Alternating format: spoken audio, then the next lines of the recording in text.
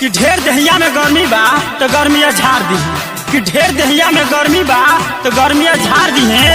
ए बाबू ई चमार टोला हो, ई स्टेजवा से दूरे रही है ना तो सिनवा चढ़ के करजो फाड़ दी है।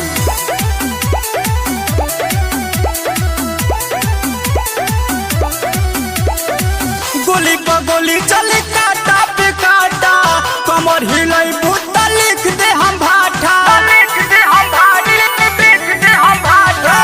गोली पर गोली चले काटा पे काटा, कमर हिलाई बूता लिख दे हम भाटा, चोली देखई बूता बोली लगी। हवे चमार जी के डेंजर इलाका, धोरी पे तहरा गोली चली।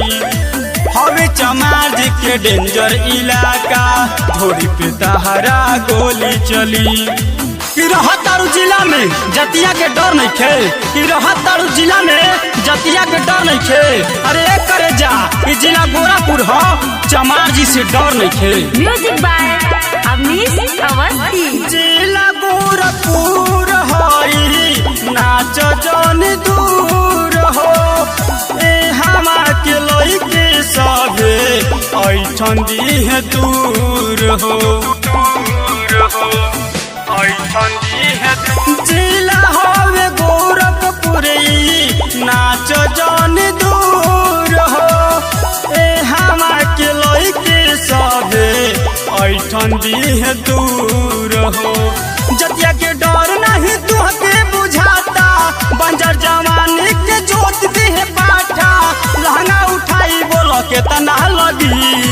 हवे चमार जी के डेंजर इलाका, धोरी पे तोहारा गोली चली। हवे चमार जी के डेंजर इलाका, धोरी पे तोहारा गोली चली। अरे नेमुआ ऐसन गाड़ दे राजायनियन फाड़ दे, अरे नेमुआ ऐसन गाड़ दे राजायनियन फाड़ दे। जहिया तू हमार हो जेबनू तहिया पहलकी के गोली मार दे।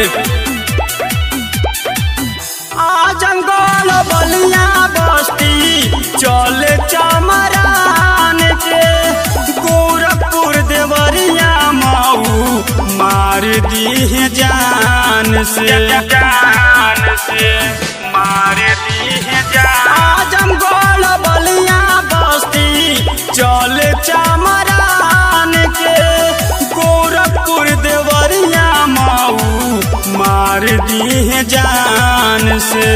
गोलू गोरखपुर तोड़े ना नाता, हरदम बुक रही तोहार साटा, गोर गोर टंगरी पर नमरी उड़ी।